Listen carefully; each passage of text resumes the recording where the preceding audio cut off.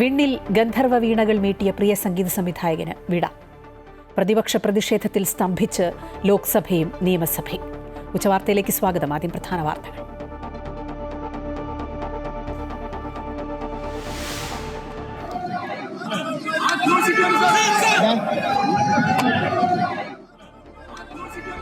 ശബരിമല സ്വർണ്ണക്കൊള്ളയിൽ നിയമസഭയിൽ നാടകീയ രംഗങ്ങൾ. അതിരുവിട്ട് പ്രതിപക്ഷ പ്രതിഷേധം. സ്പീക്കറുടെ ഡയസിലേക്ക് 2 തവണ അതിക്രമിച്ച് കയറാൻ ശ്രമിച്ച MLA-മാർ. നിർഭാഗ്യകരമെന്ന് സ്പീക്കർ. വാച്ച് ആൻഡ് വാർഡ് പ്രകോപിപ്പിച്ചെന്ന് പ്രതിപക്ഷ നേതാവ്. ബാനറിന്റെ വടിവെച്ച് വാച്ച് ആൻഡ് വാർഡിനെ തല്ലിയെന്ന് മുഖ്യമന്ത്രി. സഭ ബഹിഷ്കരിച്ച് പ്രതിപക്ഷം.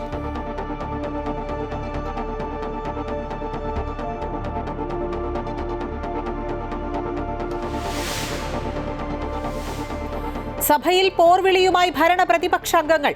മുഖ്യമന്ത്രിയുടെ ഓഫീസിന്റെ സമ്മർദ്ദത്തിൽ പ്രത്യേക സംഘത്തിന്റെ അന്വേഷണം വഴിമുട്ടിയെന്ന് VD സതീശൻ. സ്വർണ്ണക്കള്ളന്മാരായ അമ്പലം വിഴുങ്ങികളെ സർക്കാർ സംരക്ഷിക്കുന്നുവെന്നും പ്രതിപക്ഷ നേതാവ്. സ്പ്രിംഗ്ലറിലടക്കം ഹൈക്കോടതിയിൽ നിന്ന് കരണത്തടിയേറ്റിട്ടും പ്രതിപക്ഷം പഠിച്ചില്ലെന്ന് മന്ത്രി MB രാജേഷ്. യുവമോർച്ചയുടെ നിയമസഭാ മാർച്ചിൽ സംഘർഷം. പോലീസ് ജലപീരങ്കി പ്രയോഗിച്ചു.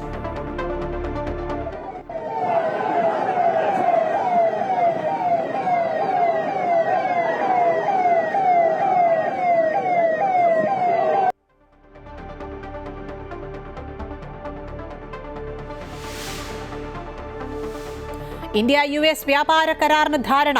50% തീരുവ 18 കുറയ്ക്കുമെന്ന് US പ്രസിഡന്റ് ഡൊണാൾഡ് ട്രംപ്. പ്രഖ്യാപനം സ്വാഗതം ചെയ്ത് പ്രധാനമന്ത്രി നരേന്ദ്രമോദി. ലോകക്രമം മാറുകയാണെന്ന് മോദി. കരാറിൽ ദുരൂഹതയെന്ന് പ്രതിപക്ഷം. ലോക്സഭയിൽ പ്രധാനമന്ത്രിക്കെതിരെ മുദ്രാവാക്യം വിളിച്ച് പ്ലക്കാർഡുകളുമായി പ്രതിഷേധം. വ്യാപാര കരാറിൽ കുതിച്ച് ഓഹരി വിപണി.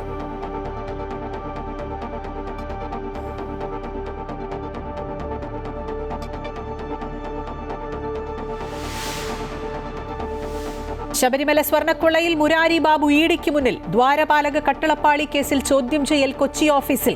തന്ത്രിയുടെ ജാമ്യഹർജി വാദം കേൾക്കാനായി മാറ്റി. വിശദമായ വാദം തിങ്കളാഴ്ച. SIT റിപ്പോർട്ട് കോടതിയിൽ സമർപ്പിക്കും.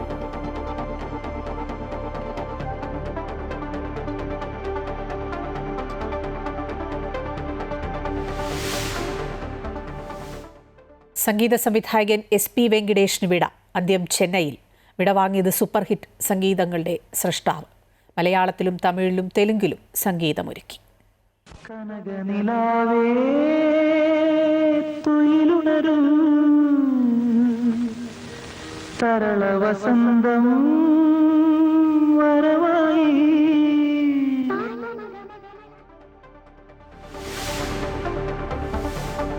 സന്തോഷ് ട്രോഫിയിൽ ഇന്ന് സെമി ലൈനപ്പ്. ക്വാർട്ടറിൽ കേരളവും അസമും തമ്മിലുള്ള മത്സരം ഉച്ചയ്ക്ക് 2 മണി മുതൽ.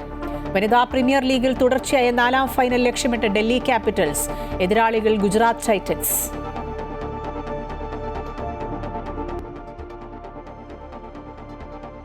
ഇന്ത്യ-അമേരിക്ക വ്യാപാര കരാറിന് ധാരണയായതായി അമേരിക്കൻ പ്രസിഡന്റ് ഡൊണാൾഡ് ട്രംപ്. ഇന്ത്യയിൽ നിന്നുള്ള സാധനങ്ങളുടെ തീരുവ 50%-ൽ നിന്ന് 18% കുറയ്ക്കുമെന്ന് പ്രഖ്യാപനം. ഇന്ത്യ റഷ്യയിൽ നിന്ന് എണ്ണ വാങ്ങുന്നത് നിർത്തണമെന്നും ട്രൂത്ത് സോഷ്യലിൽ ട്രംപ്. 2 വലിയ സമ്പദ് വ്യവസ്ഥകൾ ഒരുമിച്ച് പ്രവർത്തിക്കുമ്പോൾ ഗുണകരമെന്നും നിരവധി സഹകരണ സാധ്യതകൾ തുറക്കുമെന്നും എക്സിൽ പ്രതികരിച്ച് പ്രധാനമന്ത്രി നരേന്ദ്രമോദി.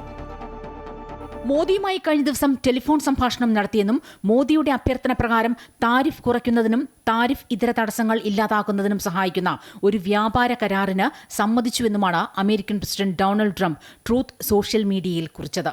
ഇന്ത്യയുമായി മികച്ച ഒരു കരാറിലെത്തിയെന്നും പ്രധാനമന്ത്രി നരേന്ദ്രമോദിയുമായുള്ള അടുത്ത സൗഹൃദമാണ് കരാർ വേഗത്തിലാക്കാൻ സഹായിച്ചതെന്നും ട്രൂത്ത് സോഷ്യൽ മീഡിയയിൽ അദ്ദേഹം പറഞ്ഞു.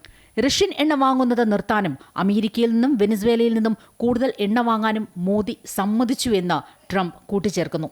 എന്നാൽ വ്യാപാര കരാർ ആയെന്ന് സ്ഥിരീകരിക്കാതെയായിരുന്നു പ്രധാനമന്ത്രി നരേന്ദ്രമോദിയുടെ പ്രതികരണം. ട്രംപിന്റെ നേതൃത്വം ലോകസമാധാനത്തിന് സഹായമെന്നും ട്രംപിന്റെ സമാധാന ശ്രമങ്ങളെ പിന്തുണയ്ക്കുമെന്നും പ്രധാനമന്ത്രി പറഞ്ഞു.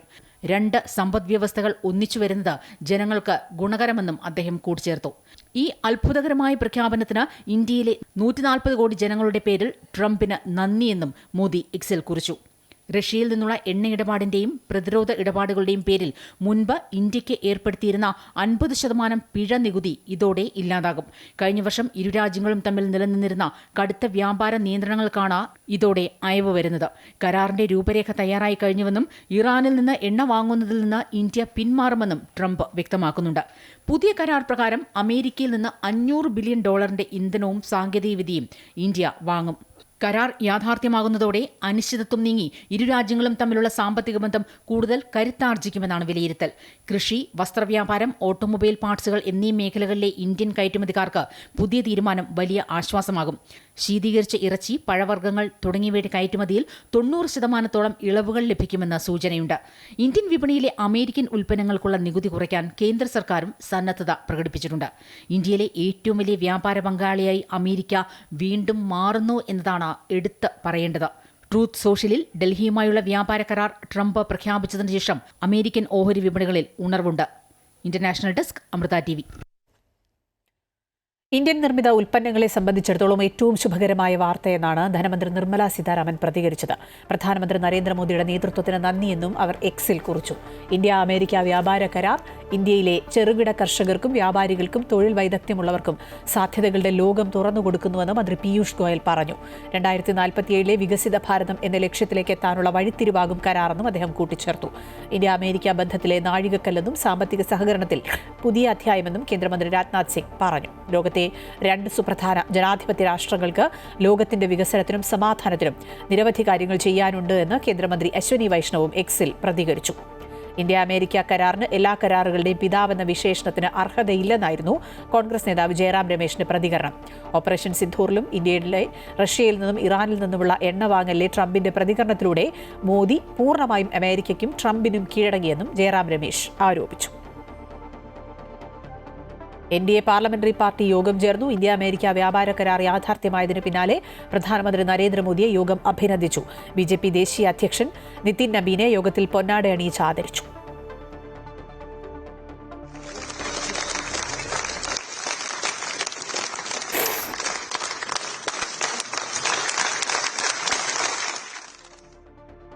ഇന്ത്യ അമേരിക്ക വ്യാപാര കരാറിനെക്കുറിച്ച് പ്രധാനമന്ത്രി വിശദീകരിക്കണമെന്ന് KC വേണുഗോപാൽ MP. അമേരിക്കൻ പ്രസിഡന്റിന് മുന്നിൽ നരേന്ദ്രമോദി കീഴടങ്ങുകയാണെന്ന് അദ്ദേഹം ആരോപിച്ചു. ഇന്ത്യയുടെ പ്രധാനമന്ത്രി സ്ഥാനം കൂടി ട്രംപിനെ ഏൽപ്പിക്കുകയാണ് നല്ലത്. രാജ്യത്തെ പ്രധാനപ്പെട്ട വിഷയങ്ങളിൽ പ്രഖ്യാപനങ്ങൾ നടത്തുന്നത് ട്രംപാണെന്നും KC വേണുഗോപാൽ പറഞ്ഞു.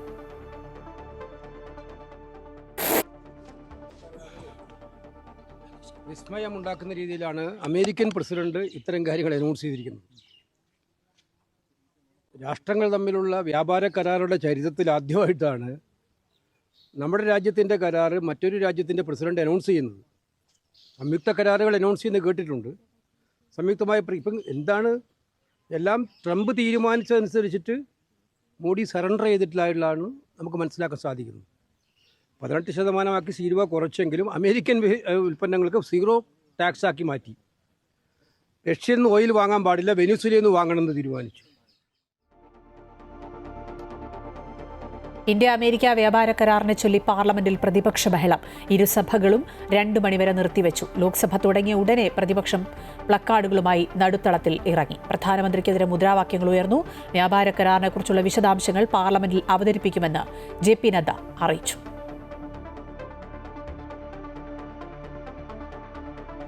ശബരിമല സ്വർണ്ണക്കൊള്ള കേസിലെ പ്രതിയും തിരുവിതാംകൂർ ദേവസ്വം ബോർഡ് മുൻ അഡ്മിനിസ്ട്രേറ്റീവ് ഓഫീസറുമായ മുരാരി ബാബുവിനെ ED ചോദ്യം ചെയ്യുന്നു. കൊച്ചി ED ഓഫീസിലാണ് ചോദ്യം ചെയ്യൽ. SIT രജിസ്റ്റർ ചെയ്ത 2 കേസുകളിലും കൊല്ലം വിജിലൻസ് കോടതി മുരാരി ബാബുവിന് സ്വാഭാവിക ജാമ്യം നൽകിയിരുന്നു. മുഖ്യപ്രതി ഉണ്ണികൃഷ്ണൻ പോറ്റിയുമായി കേസിലെ പ്രതികൾ നടത്തിയ സാമ്പത്തിക ഇടപാടുകളിലെ വിവരങ്ങൾ തേടുന്നതിനും സ്വർണ്ണക്കൊള്ളയിൽ നടന്ന കള്ളപ്പണം വെളുപ്പിക്കൽ ഇടപാടുകളിലുമാണ് അന്വേഷണം. ശബരിമലയിലെ ദ്വാരപാലക ശില്പങ്ങളിലെയും കട്ടിളപ്പാളിയിലെയും സ്വർണം അപഹരിച്ച കേസിൽ ചോദ്യം ചെയ്യലിനായാണ് മുൻ administrative officer Murari Babu Kochi ED ഓഫീസിൽ ഹാജരായത്. ED കേസ് ഏറ്റെടുത്ത ശേഷം ആദ്യമായി ചോദ്യം ചെയ്യുന്ന ആളാണ് മുരാരി ബാബു. 2019 മുതൽ 2024 വരെ നടന്ന ഗൂഢാലോചനയിലെ പ്രധാന കണ്ണി മുരാരി ബാബു എന്നാണ് കേസ്. 2019 അഡ്മിനിസ്ട്രേറ്റീവ് ഓഫീസറായ മുരാരി ബാബുവാണ് സ്വർണം പൊതിഞ്ഞത് എന്നതിന് പകരം ചെമ്പ് പൊതിഞ്ഞത് എന്നാക്കി മാറ്റിയത്. SITയുടെ കേസിൽ അറസ്റ്റിലായി 90 ദിവസം പിന്നിട്ടതോടെയാണ് കൊല്ലം വിജിലൻസ് കോടതി മുരാരി ബാബുവിന് സ്വാഭാവിക ജാമ്യം നൽകിയത്. ശബരിമലയിലെ ദ്വാരപാലക കേസിൽ 2ാം പ്രതിയും കട്ടിളപ്പാളി കേസിലെ 6ാം പ്രതിയുമാണ് മുരാരി ബാബു. പ്രതികളുടെ പക്കൽ നിന്ന് പിടിച്ചെടുത്ത രേഖകൾ കേന്ദ്രീകരിച്ചാണ് ED അന്വേഷണം നടത്തുന്നത്. കള്ളപ്പണം വെളുപ്പിക്കൽ നടന്നിട്ടുണ്ടെന്നാണ് പ്രാഥമിക നിഗമനം. മുരാരി ബാബു അടക്കമുള്ളവരുടെ വീടുകളിൽ ഇഡി നടത്തിയ പരിശോധനയിൽ ബാങ്ക് അക്കൗണ്ട് വിശദാംശങ്ങൾ, സ്വത്തുക്കളുടെ രേഖകൾ എന്നിവ കണ്ടെത്തിയിട്ടുണ്ട്. ഇത് സംബന്ധിച്ച് ചോദ്യം ചെയ്യലിൽ കൂടുതൽ വ്യക്തതയുണ്ടാക്കും. സ്വർണ്ണക്കൊള്ളയിൽ നടന്ന കള്ളപ്പണം വെളുപ്പിക്കൽ ഇടപാടുകളിലാണ് ഇഡി അന്വേഷണം. ശബരിമലയിലെ സ്വർണ്ണക്കൊള്ളക്കേസിൽ കുറ്റപത്രം പോലും നൽകാനാവാതെ SIT അന്വേഷണം വഴിമുട്ടുമ്പോൾ പ്രതിപട്ടികയിലുള്ളവർ സ്വാഭാവിക ജാമ്യം നേടി ഓരോരുത്തരായി പുറത്തേക്ക് വരുമ്പോഴാണ് സമാന്തരമായി ഇഡി കേസന്വേഷണം തുടങ്ങുന്നത്. സ്വർണ്ണക്കൊള്ളയുമായി ബന്ധപ്പെട്ട 12ഓളം ആളുകൾക്ക് ഇഡി നോട്ടീസ് അയച്ചിട്ടുണ്ട്. അമൃത ന്യൂസ്, കൊച്ചി. ശബരിമല സ്വർണ്ണ കവർച്ചാ കേസിൽ തന്ത്രി കണ്ഠരര് രാജീവരുടെ ജാമ്യ ഹർജികൾ വിശദമായി വാദം കേൾക്കാൻ മാറ്റി. തിങ്കളാഴ്ച കേസ് വീണ്ടും പരിഗണിക്കും. 2 കേസുകളിലും ഒരുമിച്ച് വാദം കേട്ട ശേഷമായിരിക്കും കൊല്ലം വിജിലൻസ് കോടതി ജാമ്യ ഹർജിയിൽ വിധി പറയുക. ആചാരപരമായ കാര്യങ്ങളിലല്ലാതെ സ്വർണ്ണ കവർച്ചയുമായി ബന്ധപ്പെട്ട് തനിക്ക് യാതൊരു പങ്കുമില്ല എന്ന് കാട്ടിയാണ് തന്ത്രി ജാമ്യ ഹർജി സമർപ്പിച്ചത്. ഹർജിയിൽ വിശദമായ വാദം കേൾക്കാനായി വിജിലൻസ് കോടതി ഈ മാസം 9-ലേക്കാണ് മാറ്റിവെച്ചത്. ശബരിമല സ്വർണ്ണക്കൊള്ളയിൽ നിയമസഭയിലെ സംഘർഷം അസാധാരണ തലത്തിൽ. സ്പീക്കറുടെ ഡയസിലേക്ക് അതിക്രമിച്ചു കയറാൻ ശ്രമിച്ച അൻവർ സാദത്തും മാത്യു കുഴൽനാടനും ഉൾപ്പെടെയുള്ള MLA-മാർ പരസ്പരം പോരുവിളിച്ച് ഭരണ പ്രതിപക്ഷ MLA-മാർ 2 തവണ സഭാ നടപടികൾ നിർത്തിവെച്ചു. പ്രതിപക്ഷ നടപടിയെ അപലപിച്ച സ്പീക്കറും മുഖ്യമന്ത്രിയും രംഗത്തെത്തി. സ്വർണ്ണക്കള്ളന്മാരായ അമ്പലവിഴുങ്ങികളെ സർക്കാർ സംരക്ഷിക്കുകയാണെന്നും പ്രതികൾക്ക് സ്വാഭാവിക ജാമ്യം കിട്ടാൻ അവസരമുണ്ടാക്കുന്നുവെന്നും പ്രതിപക്ഷ നേതാവ് പറഞ്ഞു. സഭ പൂർണ്ണമായും ബഹിഷ്കരിച്ച് പ്രതിപക്ഷം ഇറങ്ങിപ്പോയി. മുൻ ദിവസങ്ങളിൽ നിന്ന് തികച്ചും വ്യത്യസ്തമായാണ് ശബരിമല വിഷയത്തിൽ ഇന്ന് പ്രതിപക്ഷം സഭയിൽ നിലപാടെടുത്തത്. ചോദ്യോത്തരവേള തുടങ്ങിയപ്പോൾ മുതൽ അത്യന്തം നാടകീയമായ സംഭവവികാസങ്ങളാണ് അരങ്ങേറിയത്. SITയുടെ അന്വേഷണത്തിൽ മുഖ്യമന്ത്രിയുടെ ഓഫീസ് ഇടപെടുന്നതിനാൽ കുറ്റപത്രം നൽകാൻ വൈകുന്നുവെന്നും പ്രതികൾക്ക് സ്വാഭാവിക ജാമ്യം കിട്ടി പുറത്തിറങ്ങാനുള്ള അവസരം സൃഷ്ടിക്കുകയാണെന്നും പ്രതിപക്ഷം ആരോപിച്ചു. സഭാ നടപടികളുമായി സഹകരിക്കില്ലെന്ന് പ്രതിപക്ഷ നേതാവ് അറിയിച്ചതിന് തൊട്ടുപിന്നാലെ പ്ലക്കാർഡുകളുമേന്തി നടുത്തളത്തിലിറങ്ങി മുദ്രാവാക്യം വിളിച്ചു. ബഹളത്തിനിടയിലും ചോദ്യോത്തരവേള തുടർന്നത് പ്രതിപക്ഷത്തെ പ്രകോപിപ്പിച്ചു. സ്പീക്കറുടെ ഡയസിന് മുന്നിൽ ബാനർ ഉയർത്തി പ്രതിഷേധം കടുപ്പിച്ചതോടെ ഭരണപക്ഷ നിരയിൽ നിന്നും ബഹളമുണ്ടായി. പോറ്റിയെ കേറ്റിയെ പാരഡി ഉൾപ്പെടെ ഇരുപക്ഷത്തു നിന്നും പരസ്പരം പോർവിളികളും നടത്തി.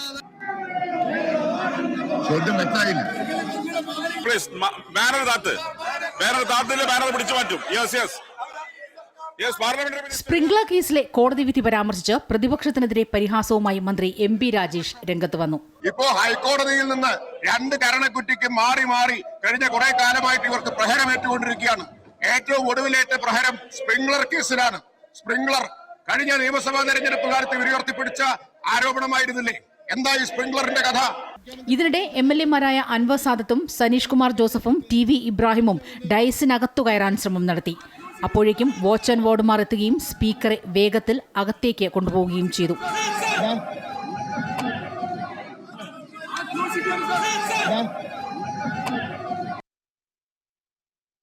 സഭ സംഘർഷഭരിതമായതോടെ 20 മിനിറ്റോളം നിർത്തിവെച്ചു. തുടർന്ന് 10 മണിക്ക് ആരംഭിച്ചപ്പോൾ വീണ്ടും ബഹളമായി. അന്വേഷണത്തെ അട്ടിമറിക്കാൻ ശ്രമിക്കുന്നുവെന്ന ഹൈക്കോടതിയുടെ പരാമർശം പ്രതിപക്ഷത്തെ ഉദ്ദേശിച്ചാണെന്ന് നിയമമന്ത്രി P രാജീവ് ചൂണ്ടിക്കാട്ടി. ആഗോള അയ്യപ്പ സംഗമം സമൂഹത്തിനകത്ത് വലിയ തോതിലുള്ള സമ്മതി ഉണ്ടാക്കിയപ്പോൾ അവരെ അട്ടിമറിക്കാൻ അന്ന് പ്രതിപക്ഷ നേതാവ് പറഞ്ഞു, ഞങ്ങളുമായി ബന്ധപ്പെട്ടിട്ടുണ്ട്. ആര്? ഉണ്ണികൃഷ്ണൻ പോറ്റി. അതുകൊണ്ട് സാർ, സ്വർണം കട്ടിട്ടുള്ളത് ആരാണ് എന്നറിയാവുന്ന ആളുകളാണ് ഈ ബാനറും പിടിച്ചവിടെ നിൽക്കുന്നത്. മാത്യു കുഴൽനാടൻ ഉൾപ്പെടെ MLA-മാർ വീണ്ടും ഡയസിനകത്തേക്ക് തള്ളിക്കയറാൻ ശ്രമിച്ചു. സഭ രണ്ടാമതും നിർത്തിവെച്ചു. വീണ്ടും ആരംഭിച്ചപ്പോൾ വാച്ച് ആൻഡ് വാർഡുമാരാണ് തങ്ങളെ പ്രകോപിപ്പിച്ചതെന്ന് പ്രതിപക്ഷ നേതാവ് VD സതീശൻ കുറ്റപ്പെടുത്തി. പ്രതിപക്ഷത്തിന്റെ നടപടിയെ സ്പീക്കറും മുഖ്യമന്ത്രിയും വിമർശിച്ചു. നിർഭാഗ്യകരമാണ്. സ്പീക്കറുടെ ഡയസിലേക്ക് ഇരച്ചു കയറിയ രീതി ശരിയായില്ല. ജനാധിപത്യത്തിനെ കുറിച്ച് വലിയ പ്രസംഗം നടത്തുന്നവരാണ് നിങ്ങൾ. അതുകൊണ്ട് നിങ്ങൾ പാലിക്കേണ്ട മര്യാദയാണ്. വാച്ച് ആൻഡ് വാർഡ് ഒന്നും ചെയ്തിട്ടില്ല. അന്വേഷണ ഏജൻസികൾക്ക് നിർദ്ദേശം കൊടുക്കുന്നതും അന്വേഷണ ഏജൻസികളുടെ പ്രവർത്തനം പരിശോധിക്കുന്നതും ഹൈക്കോടതി ഡിവിഷൻ ബെഞ്ചാണ്. അത് അറിയാത്ത ആളായിരിക്കില്ല ബഹുമാനായ സിംഗിൾ ബെഞ്ച്. പക്ഷേ അദ്ദേഹത്തിന് ആ വാദം കേൾക്കുമ്പോൾ തോന്നിയ പ്രതികരണങ്ങൾ അദ്ദേഹം രേഖപ്പെടുത്തി. തുടർന്ന് സഭ പൂർണ്ണമായും ബഹിഷ്കരിച്ച് പ്രതിപക്ഷം പുറത്തേക്കിറങ്ങി. സ്വർണ്ണക്കള്ളന്മാരായ അമ്പലം വിഴുങ്ങികളെ സംരക്ഷിക്കുകയാണ് സർക്കാർ ചെയ്യുന്നതെന്ന് പ്രതിപക്ഷ നേതാവ് ആരോപിച്ചു. 3 പ്രധാനപ്പെട്ട നേതാക്കൾ സ്വർണ്ണക്കൊള്ള കേസിൽ അറസ്റ്റിലായി ജയിലിൽ പോയിട്ടും അവർക്കെതിരായി അച്ചടക്ക നടപടി പോലും എടുക്കാത്ത പാർട്ടിയാണ് CPM. എന്താ അതിന്റെ മെസ്സേജ്? അച്ചടക്ക നടപടി എടുത്താൽ അവര് അടക്കമുള്ള നേതാക്കളുടെ പേര് പറയുമെന്നുള്ള ഭയമാണ്. അതേസമയം ശബരിമല വിഷയത്തിൽ സഭാ കവാടത്തിൽ പ്രതിപക്ഷ MLA-മാരുടെ സത്യഗ്രഹ സമരം തുടരുകയാണ്. Amrita news, Thiruvananthapuram. SNDP NSS ഐക്യത്തിൽ വീണ്ടും പ്രതീക്ഷ പങ്കുവച്ച് SNDP യോഗം ജനറൽ സെക്രട്ടറി വെള്ളാപ്പള്ളി നടേശൻ. ജാതി പറഞ്ഞു പോരടിച്ചു നിന്നാൽ ഹൈന്ദവ സമൂഹം അധോഗതിയിലേക്ക് പോവുകയുള്ളൂ. അത്തരമൊരു ദുരവസ്ഥ സൃഷ്ടിക്കപ്പെടാതിരിക്കാനാണ് ഐക്യശ്രമങ്ങൾ വീണ്ടും തുടങ്ങിവെച്ചത്. സമാന ചിന്താഗതിയുള്ള എല്ലാവരും ജാതി മതവ്യത്യാസമില്ലാതെ ഈ നീക്കത്തിന്റെ ഭാഗമാകണമെന്നാണ് ആഗ്രഹം. അത് വൈകാതെ സാധ്യമാകുമെന്ന് പ്രതീക്ഷയുണ്ടെന്നും അദ്ദേഹം പറഞ്ഞു. യോഗനാഥം മുഖപ്രസംഗത്തിലാണ് വെള്ളാപ്പള്ളിയുടെ പ്രതികരണം. കാസർഗോഡ് മഞ്ചേശ്വരം തൂമിനാട്ട് പിതാവ് മകളെ വെട്ടിക്കൊലപ്പെടുത്തിയ സംഭവത്തിനിടയിൽ പരിക്കേറ്റ് ചികിത്സയിലായിരുന്ന ആളും മരിച്ചു. 55-കാരനായ ഷേഖ് അബ്ബയാണ് മരിച്ചത്. പ്രതി ഉമ്മർ ഫറൂഖ് മകൾ മറിയം ജുമൈലയെ വെട്ടവെ തടുക്കാൻ ശ്രമിച്ചപ്പോഴാണ് ബന്ധു കൂടിയായ ഷേഖ് അബ്ബയ്ക്ക് പരിക്കേറ്റത്. പ്രതി ഉമ്മർ ഫറൂഖും ഭാര്യയും തമ്മിലുള്ള കുടുംബ വഴക്കും സ്വത്ത് തർക്കവും കൊലപാതകത്തിന് കാരണമായി എന്നാണ് കരുതുന്നത്. കഴിഞ്ഞ ദിവസം വൈകിട്ടാണ് നാടിനെ നടുക്കിയ കൊലപാതകം നടന്നത്. തിരുനാവായയിൽ നടക്കുന്ന മഹാമാഘ മഹോത്സവം ഇന്ന് സമാപിക്കും. മാഘമാസത്തിലെ മകം നാളായ ഇന്ന് അമൃതസ്നാനമായിരുന്നു പ്രധാന ചടങ്ങ്. സന്യാസിമാർ ഉൾപ്പെടെ ജനങ്ങൾ അമൃതസ്നാനത്തിൽ പങ്കെടുത്തു. തവനൂർക്കരയിൽ മഹാദേവഘാട്ടിൽ ശ്രീചക്രപൂജ നടന്നു. നിളാരതിയോടെയായിരിക്കും മഹാമാഘ മഹോത്സവത്തിന് സമാപനമാവുക. കൂടുതൽ വിവരങ്ങൾ മഹാദേവഘാട്ടിൽ നിന്നും TK അരവിന്ദൻ നൽകും. അരവിന്ദൻ, ഏതാനും ദിവസങ്ങൾ നീണ്ട ആ വിശ്വാസത്തിൻ്റെ പ്രാർത്ഥനയുടെയൊക്കെ അവസാനമാണ് ഇന്ന്. നിളാരതിയോടുകൂടി ഈ മഹാമാഘ ഉത്സവം സമാപിക്കുകയാണ്. എന്തൊക്കെയാണ് അവിടെ നിന്നും ഉള്ള വിവരങ്ങൾ?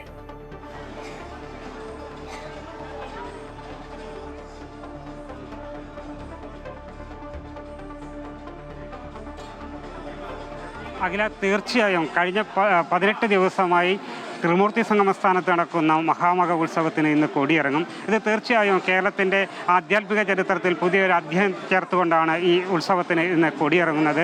കാരണം 271 വർഷങ്ങൾക്ക് മുൻപ് നിലച്ചുപോയ ഒരു മഹോത്സവം അതിനുശേഷം ഇപ്പോൾ പുനർജീവിക്കുമ്പോൾ അത് കേരളത്തിൻ്റെ ആകെ സാംസ്കാരികമായ ആധ്യാത്മികമായ ഒരു ഉണർവിന് കാരണമാകുന്നു എന്നുള്ളത് തന്നെയാണ് ഇതിൻ്റെ പ്രത്യേകത. ഇന്ന് മാഘമാസത്തിലെ മകന്നാളാണ്. ഇന്നാണ് ഈ ഉത്സവത്തിന് ഇവിടെ സമാപിക്കുന്നത്.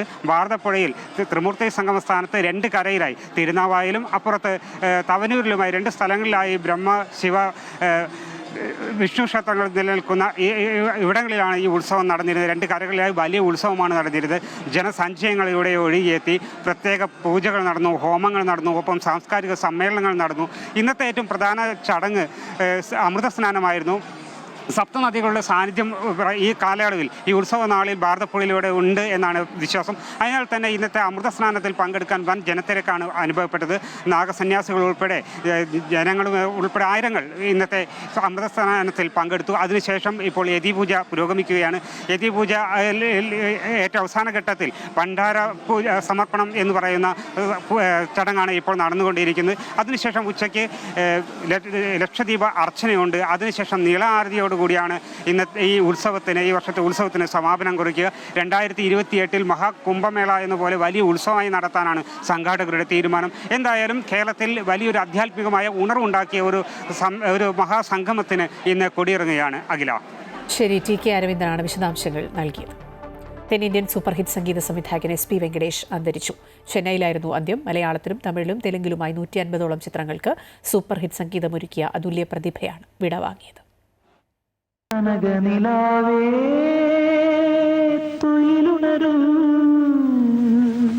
മലയാളികൾക്ക് അത്രയേറെ സുപരിചിതനായ സംഗീത സംവിധായകനെയാണ് നഷ്ടമായിരിക്കുന്നത്. 1985, 2000 കാലഘട്ടത്തിൽ പുറത്തിറങ്ങിയ മലയാള ചലച്ചിത്ര ഗാനങ്ങളിൽ ഇദ്ദേഹം സംഗീത സംവിധാനം നിർവഹിച്ച ഗാനങ്ങളെല്ലാം സൂപ്പർ ഹിറ്റുകളായിരുന്നു. സംഗീതരാജൻ എന്ന് സിനിമാ ലോകത്ത് അറിയപ്പെട്ടിരുന്ന വെങ്കടേഷ് 1955 മാർച്ച് 5 തമിഴ്നാട്ടിലാണ് ജനിച്ചത്. പിതാവ് പഴനി മാൻഡലിൻ വാദകനായിരുന്നു. പിതാവിൻ്റെ ശിക്ഷണത്തിൽ 3 വയസ്സ് മുതൽ മാൻഡലിൻ വായിക്കാൻ പഠിച്ചു. ഓർക്കസ്ട്രയിൽ അപാരമായ മികവ് തെളിയിച്ച വ്യക്തി. 1971 സംഗീത സംവിധായകനായ വിജയ് ഭാസ്കറിനൊപ്പം സിനിമയിൽ ഗിറ്റാർ വായിച്ചാണ് തുടക്കം. 1975 കന്നഡ സിനിമയിൽ അസിസ്റ്റന്റ് മ്യൂസിക് ഡയറക്ടറായി. 1981 പ്രേമയുദ്ധ എന്ന തെലുങ്ക് ചിത്രത്തിലൂടെ സ്വതന്ത്ര സംഗീത സംവിധായകനായി. 1983 മലയാളത്തിലേക്ക് വരുന്നത്. അതിനു മുൻപേ തന്നെ മലയാളവുമായി ഏറെ അടുപ്പം അദ്ദേഹം കാത്തുസൂക്ഷിച്ചിരുന്നു. Kannur Rajan, Devarajan master, Baburaj, MK Arjunan master, Dakshinamoorthy, Raghavan master എന്നിവരുടെ സന്തത സഹചാരിയായിരുന്നു അദ്ദേഹം. 1986 സത്യൻ അന്തിക്കാട് സംവിധാനം ചെയ്ത TP ബാലഗോപാലൻ MA എന്ന സിനിമയിൽ AT ഉമറിൻ്റെ അസിസ്റ്റന്റ് ആയിരുന്നു SP വെങ്കടേഷ്. ഈ സിനിമയുടെ പശ്ചാത്തല സംഗീതം വെങ്കടേഷ് ആയിരുന്നു. 1986 തമ്പി കണ്ണന്താനം സംവിധാനം ചെയ്ത രാജാവിൻ്റെ മകൻ എന്ന സിനിമയ്ക്ക് പശ്ചാത്തല സംഗീതവും നൽകിക്കൊണ്ട് അദ്ദേഹം മലയാളത്തിൽ ചുവടുറപ്പിച്ചു. പിന്നീട് അങ്ങോട്ട് അദ്ദേഹത്തിന്റെ ഗാനങ്ങൾ മലയാളത്തിൽ ഒരു തരംഗമായി മാറി.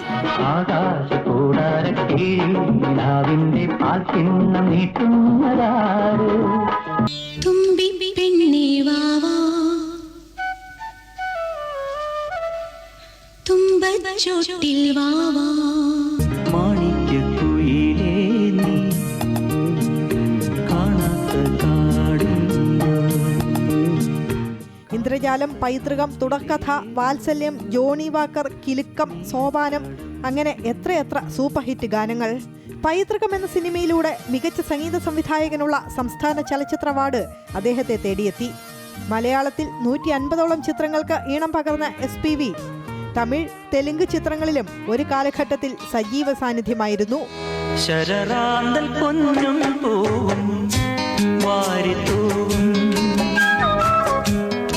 News desk, Amrita news.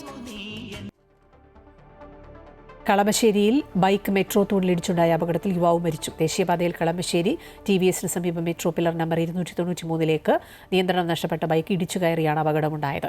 Malappuram സ്വദേശി 25 വയസ്സുള്ള മുഹമ്മദ് മുസ്തഫയാണ് മരിച്ചത്. ഇന്ന് പുലർച്ചെ 2:45 അപകടം. എറണാകുളം ഭാഗത്തുനിന്ന് ആലുവ ഭാഗത്തേക്ക് പോവുകയായിരുന്ന ഇരുചക്രവാഹനമാണ് അപകടത്തിൽപ്പെട്ടത്. ഉടൻ ഇയാളെ മെഡിക്കൽ കോളേജ് ആശുപത്രിയിൽ എത്തിച്ചെങ്കിലും ജീവൻ രക്ഷിക്കാനായില്ല. തിരിമറി ആരോപണത്തിൽ പാർട്ടി പുറത്താക്കിയ വി കുഞ്ഞികൃഷ്ണനെതിരെ CPM സംസ്ഥാന സെക്രട്ടറി MV ഗോവിന്ദൻ. പാർട്ടിയെ വെല്ലുവിളിക്കാൻ കുഞ്ഞികൃഷ്ണൻ ആര് എന്ന് ഗോവിന്ദൻ ചോദിച്ചു. പുസ്തകം ഇറങ്ങുന്നതിന് മുമ്പ് കണക്ക് അവതരിപ്പിക്കാൻ മനസ്സില്ല. തോന്നിവാസങ്ങൾ പുസ്തകത്തിൽ എഴുതി വെച്ചാൽ കേസ് കൊടുക്കുമെന്നും MV ഗോവിന്ദൻ പറഞ്ഞു.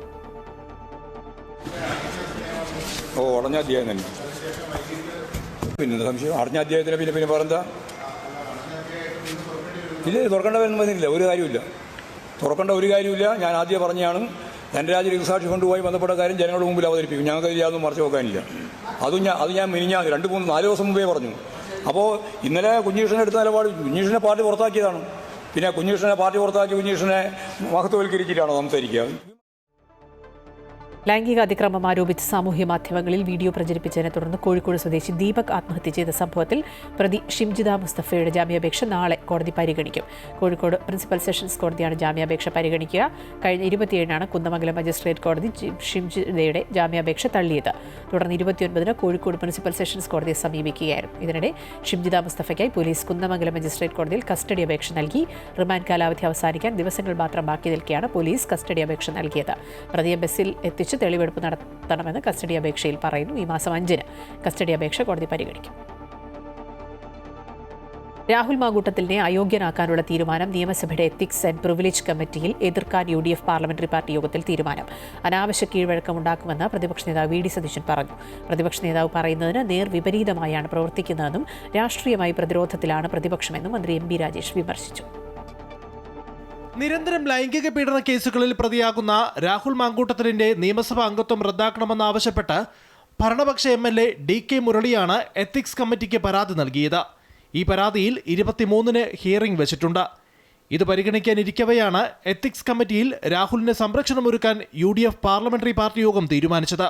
കുറ്റാരോപിതനെ അയോഗ്യനാക്കുന്ന കീഴ്വഴക്കം ഇല്ല എന്നും ഇതിനുള്ള അധികാരം നിയമസഭാ എത്തിക്സ് കമ്മിറ്റിക്ക് ഇല്ല എന്നുമാണ് UDFന്റെ നിലപാട്. എത്തിക്സ് കമ്മിറ്റിയിൽ അംഗങ്ങളായ റോജി M. ജോണും UA ലത്തീഫും ഇക്കാര്യങ്ങൾ ചൂണ്ടിക്കാട്ടി എതിർക്കും. രാഹുലിനെ അയോഗ്യനാക്കാൻ എത്തിക്സ് കമ്മിറ്റിക്ക് അധികാരമില്ല എന്ന് പ്രതിപക്ഷ നേതാവ് VD സതീശനും വ്യക്തമാക്കി. കേസിൽ പ്രതികളായിട്ടുള്ള MLA എത്തിക്സ് കമ്മിറ്റി കൂടി ഡിസ്ക്വാളിഫൈ ചെയ്യണം എന്ന് പറയുന്നതിനോട് ഞങ്ങൾക്ക് യോജിപ്പില്ല. അതിനുള്ള അധികാരം എത്തിക്സ് കമ്മിറ്റിക്കുമില്ല, നിയമസഭയ്ക്കും ഇല്ല.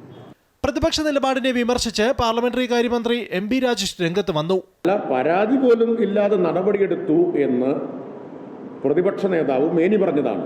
പിന്നെ എന്തിനാണിപ്പോ മറിച്ചൊരു നിലപാടെടുക്കുന്നതിന്റെ താല്പര്യം എന്താ? അതേസമയം രാഹുൽ മാങ്കൂട്ടത്തിൽ നിയമസഭയിൽ പങ്കെടുക്കുന്ന കാര്യത്തിൽ അനിശ്ചിതത്വം തുടരുകയാണ്. Amrita news, Thiruvananthapuram. Santosh trophy football ടൂർണമെന്റിന്റെ സെമി ഫൈനലിൽ ഇടം തേടി കേരളം ഇന്ന് ആതിഥേയരായ അസാമിനെതിരെ ക്വാർട്ടർ ഫൈനലിൽ ഇറങ്ങും. ഗ്രൂപ്പ് ബിയിലെ 5 മത്സരങ്ങളിൽ 3 ജയിച്ച് 10 പോയിന്റുമായി 1-ാം സ്ഥാനക്കാരായാണ് കേരളം അവസാന 8-ലേക്ക് എത്തിയിരിക്കുന്നത്. റെയിൽവേസുമായി 1-1 സമനിലയിൽ പിരിഞ്ഞ കേരളം അവസാന മത്സരത്തിൽ സർവീസസിനോട് ഏകപക്ഷീയമായ 1 ഗോളിനാണ് പരാജയപ്പെട്ടത്. അതേസമയം എ ഗ്രൂപ്പിൽ ഒരു മത്സരം മാത്രം ജയിക്കുകയും ഒരു സമനില നേടുകയും 3 മത്സരങ്ങൾ സമനിലയിലാക്കുകയും ചെയ്ത അസാം 4ാം സ്ഥാനക്കാരെ കഷ്ടിച്ചാണ് ക്വാർട്ടറിലെത്തിയത്. ഉച്ചയ്ക്ക് 2 മണി മുതലാണ് മത്സരം. വനിതാ പ്രീമിയർ ലീഗിൽ ഇന്ന് വമ്പൻ പോരാട്ടമാണ്. എലിമിനേറ്ററിലെത്തിയ ഗുജറാത്ത് ജയിൻസും ഡൽഹി ക്യാപിറ്റൽസും നിർണായക പോരാട്ടത്തിനിറങ്ങും. ലീഗ് ഘട്ടത്തിൽ 2 തവണ ജയിൻസിനോട് തോറ്റ ഡൽഹിക്ക് തുടർച്ചയായ 4ാം ഫൈനലിലേക്കുള്ള പ്രവേശനം ഉറപ്പാക്കാൻ ഇനി ജയിച്ചേ മതിയാവും. ലീഗ് മത്സരങ്ങളിൽ സോഫി ഡിവൈൻ്റെ പരിചയസമ്പത്ത് മുന്നിൽ റൺ ചേസിൽ തളർന്ന ഡൽഹി അവസാന ദിനം മാത്രമാണ് യോഗ്യത ഉറപ്പിച്ചത്. മറുവശത്ത് അവസാന മത്സരത്തിൽ മുംബൈ ഇന്ത്യൻസിനെ കീഴടക്കി ജയിൻസ് 2ാം സ്ഥാനത്തോടെയാണ് എലിമിനേറ്ററിൽ എത്തുന്നത്. രാത്രി 7:30 മുതൽ വഡോദരയിലാണ് മത്സരം. ഉച്ചവാർത്ത പൂർണ്ണമാകുന്നു. കൂടുതൽ വാർത്തകൾ അമൃത ന്യൂസ് യൂട്യൂബ് ചാനലിൽ കാണാം. നമസ്കാരം.